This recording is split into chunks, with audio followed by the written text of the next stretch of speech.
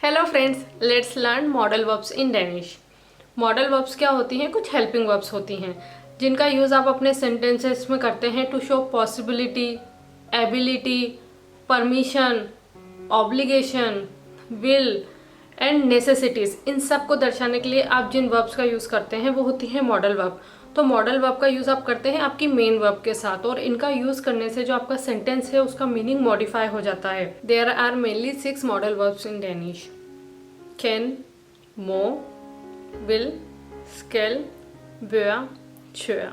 ये अभी present tense में इनके मेन फॉर्म में हैं, लेकिन अगर आपको इनको पास्ट टेंस में डेटिल में कन्वर्ट करना हो तो आपका जो कैन है वो बन जाएगा खुन, मो बन जाएगा मोड, विल होगा विल, स्केल होगा स्कुल, बेया होगा बर्ड, छुआ होगा छुआ।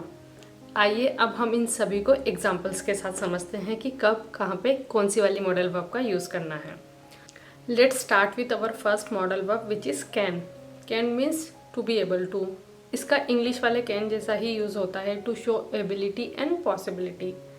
आई mean for example if I say हुन कैन स्विम होडी। हुन कैन स्विम होडी means she can swim fast. और आई कैन से याके एक फिन मिन नॉयला। याके एक फिन मिन नॉयला means I can not find my keys. And ability दिखाने के लिए अगर मुझे जैसे कैन का यूज़ करना है तो आई कैन ऑल्सो से या कैन टेल डेंस। या आई कैन टेल डेंस means I can speak Danish, I am able to speak Danish.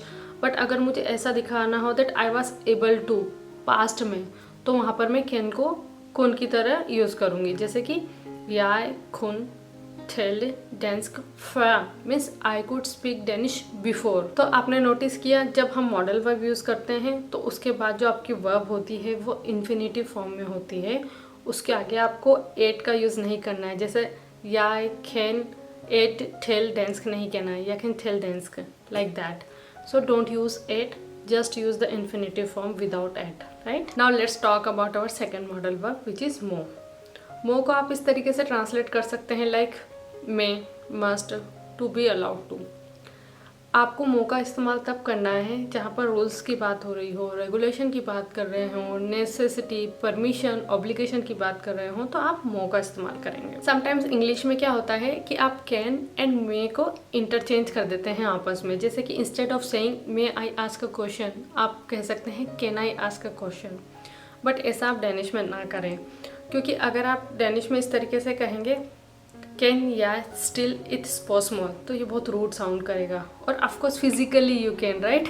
तो यहाँ पर फिजिकल एबिलिटी की बात नहीं हो रही है, यहाँ पर बात हो रही है परमिशन लेने की। तो आप कहेंगे मो या स्टिल इट्स पॉसिबल। मो या still it's possible means may I ask a question. यहाँ पर आप सामने वाले से उसकी परमिशन मांग रहे हैं, आर यू अलाउड और not. It's not about physical capability, of course you can ask question, right. तो इस चीज़ का आपको ध्यान रखना होगा। मो के कुछ और एग्जाम्पल लेते हैं, जैसे कि फॉर एग्जाम्पल मेनमो इगरू हियाइन। मेनमो इगरू हियाइन means one must not smoke inside. It means यहाँ पे प्रोहिबिट है, इस एरिया में स्मोकिंग नॉट अलाउड है, इसलिए हमने मो का यूज़ किया। मेनमो इगरू हियाइन, one must not smoke here inside. So इस तरीके से कहीं पर कुछ प्रोहिबिट है तो आप उसमें मो का इस्तेमाल करेंगे। अनदर एग्जाम्पल ऑफ मो कुड बी डू मो इग सो हिया।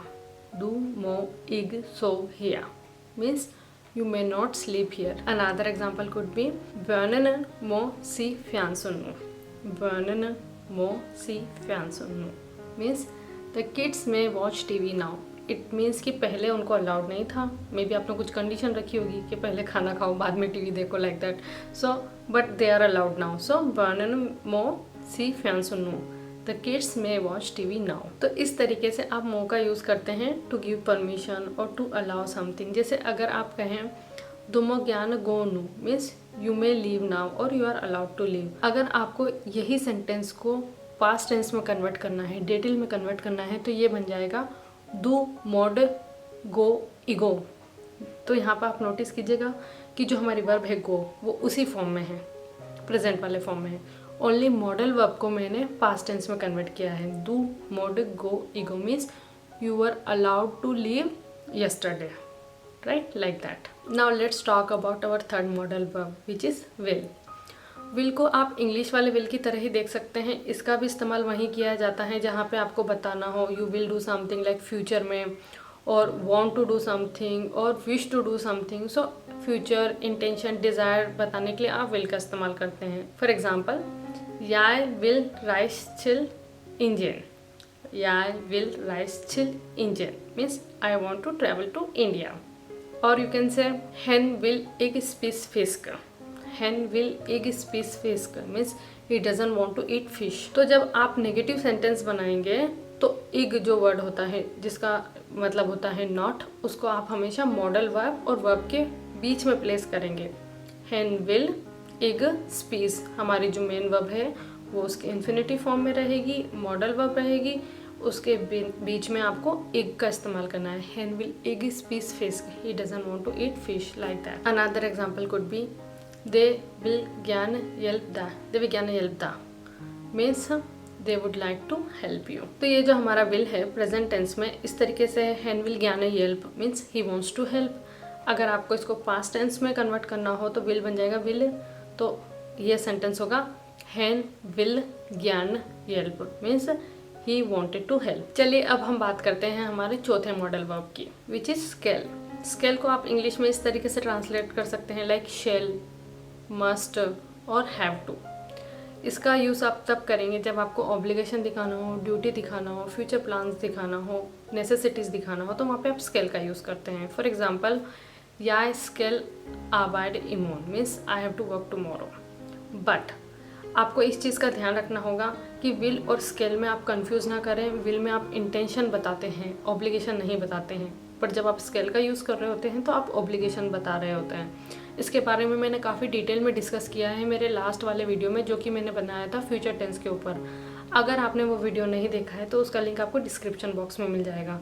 तो कन्फ्यूज़ ना करें और क्लियर रहें कि विल में आप इंटेंशन बता रहे हैं और स्केल का यूज़ जहाँ पर आप कर रहे हैं वहाँ पर आप कुछ ऑब्लिगेशन बता रहे हैं, ड्यूटी बता रहे हैं. तो इस तरीके से आपको ध्यान रखना है कि कहाँ पर कौन सा वाला मॉडल वर्ब यूज़ होगा. अनदर एग्जांपल कुड बी वस के वी स्पीस ई आफ्टन. वस के वी स्पीस ई आफ्टन means what shall we eat tonight. तो जब आप स्केल का प्रोनाउंसिएशन करते हैं तो प्रोनाउंसिएशन में आप इसको स्के बोलेंगे, स्के नॉट स्केल. वस के वी स्पीस ई आफ्टन, लाइक दैट. तो जब अगर आपको स्केल का यूज़ पास्ट टेंस में करना हो तो स्केल बन जाएगा school. Example, We school speaks clocken at an ago. We school speaks clocken at an ago means we had to eat at 6 p.m. yesterday. Now let's talk about our fifth modal verb, which is were. Were को आप translate कर सकते हैं like should और ought to. इसका mainly आप use करेंगे to give advice और to express moral duty. For example, we were see on school. We were see on school means we ought to say sorry. तो यहाँ पर एक moral duty की तरह मैं बता रही हूँ कि we are morally obliged to say sorry here. But इसका यूज़ आप एक तरीके से एडवाइस देने में भी कर सकते हैं. For example, hen bör ikke spise så meget sukker.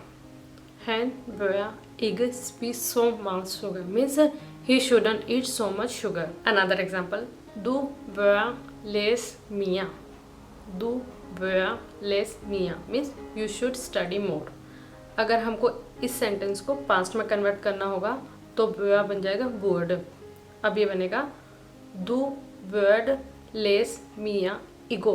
दो बर्ड लेस मिया इगो you should have studied more yesterday. Now let's talk about our last modal verb which is छया. छया का मतलब होता है डेयर और to show courage.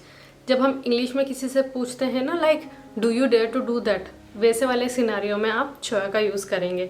For example, अगर आपको इंग्लिश में किसी से पूछना हो do you dare to jump in the water, तो आप डैनिश में इसी सेंटेंस को इस तरीके से कहेंगे छया दू होप इवेनल. छया दू होप इवेनल means do you dare jump in to the water. चलिए छया के कुछ और एग्जाम्पल लेते हैं. For example, I can say if I don't dare to say it, इसको मैं डैनिश में कहूँगी jeg छया एक सीधे. jeg छया एक सीधे मीन्स आई डोंट डेयर से. छया का एक और एग्जाम्पल हो सकता है hun छया इग छे बिस्लुटनिंगन. बिस्लुटनिंगन का मतलब होता है द डिसीजन. बिस्लुटनिंग मतलब डिसीजन. ई एन लग रहा है तो ये द डिसीजन हो गया।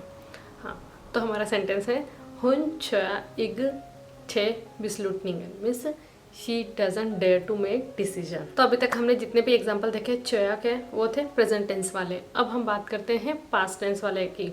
तो अगर पास्ट टेंस में अगर आपको छया का यूज़ करना है तो ये बन जाएगा छुआ छुआ। फॉर एग्जाम्पल hen छुआ सी सैन हिलन, hen छुआ सी सैन हिलन means he dared to tell the truth. Another example could be jeg छुआ इग सी दे देनगांग, jeg छुआ इग सी दे देनगांग means I didn't dare say it back then. And that was our 6 model verbs in Danish. अब आप जाकर इनकी प्रैक्टिस कीजिए, प्रेजेंट टेंस के sentence बनाइए और पास्ट टेंस के सेंटेंस बनाइए। अगर कुछ हेल्प की ज़रूरत है तो कमेंट कीजिए। Thank you for watching this video until the very and. I hope that you found this video useful. अगर आपको वीडियो अच्छा लगा, यूज़फुल लगा तो प्लीज़ हिट द लाइक, और अगर आपने अभी तक मेरे चैनल को सब्सक्राइब नहीं किया है तो please do subscribe, it helps me a lot. आपसे मिलती हूँ मैं नेक्स्ट वीडियो में, तब तक के लिए hi the God, okay, see you, hi hi.